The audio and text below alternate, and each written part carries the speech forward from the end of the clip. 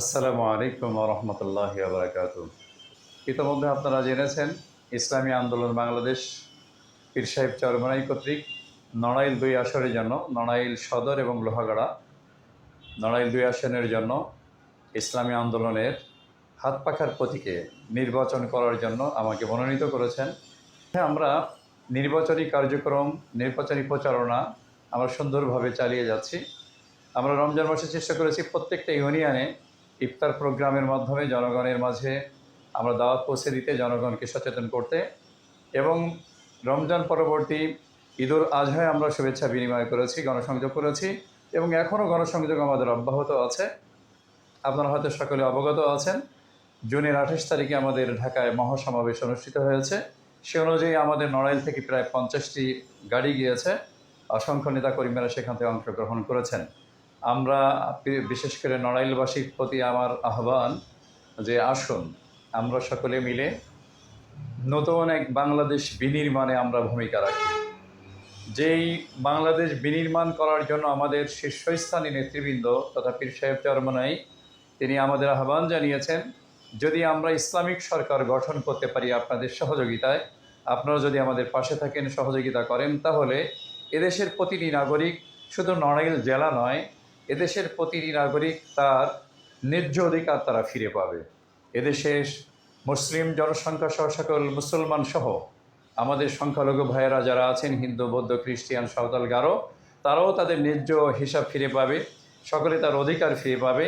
রাষ্ট্রীয় কোষাগার এবং রাষ্ট্রীয় যে সমস্ত সুযোগ সুবিধা, আশা করি ইনশাআল্লাহ যদি ইসলামী সরকার গঠন করা যায়, আপনারা যদি ইসলামের পক্ষে আপনাদের সুচিন্তিত মতামত, আপনারা যদি ইসলামের পক্ষে আপনাদের মতামত ব্যক্ত করেন, রায় দেন, ইসলামকে যদি আপনারা সংসদে পাঠাতে পারেন, কোরআনী সংসদ যদি গঠন করার ব্যাপারে ভূমিকা রাখতে পারেন, আমি ইনশাআল্লাহ দৃঢ় আশাবাদী এদেশের প্রতিটি নাগরিক তাদের সরকারি যে ন্যায্য অধিকার তারা ইনশাআল্লাহ বাসায় বসে তারা ন্যায্য অধিকার ফিরে পাবে। এদেশে থাকবে না কোনো টেন্ডারবাজি, থাকবে না কোনো ছিনতাই, রাহাজানি, ধর্ষণ, চুরি, ডাকাতি, এবং এদেশে থাকবে না কোনো দলীয়করণ।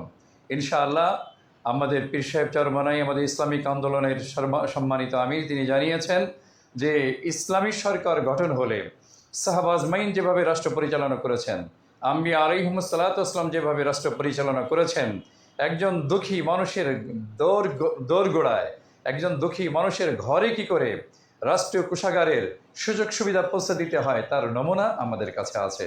এজন্য আমরা আপনাদের সকলের কাছে আহ্বান জানাই, আসুন আমরা ইসলামের পক্ষে কাজ করি, ইসলামের পক্ষে আমরা আমাদের সুচিন্তিত মতামত ব্যক্ত করি, এবং আগামী জাতীয় সংসদ নির্বাচনে আমরা বিশেষ করে আমি হাত পাখার প্রতীক নিয়ে ইনশাআল্লাহ আপনাদের সামনে হাজির হয়েছি।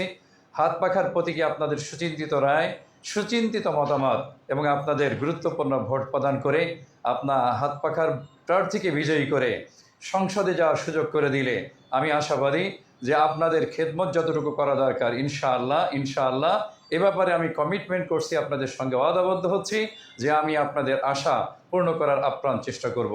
আপনাদের সকলকে ধন্যবাদ, সাংবাদিক বন্ধুদের ধন্যবাদ, যারা আমার এই বক্তব্য শুনছেন সকলকে ধন্যবাদ। আসসালামু আলাইকুম ওয়া রাহমাতুল্লাহি ওয়া বারাকাতুহু।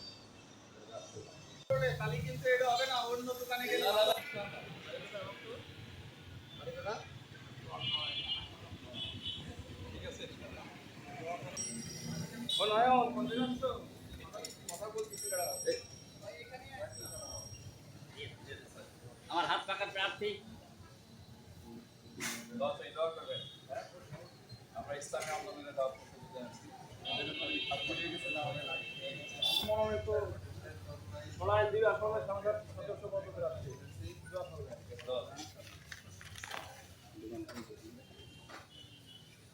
নড়াইল ২ আসনের সংসদ সদস্য পদ প্রার্থী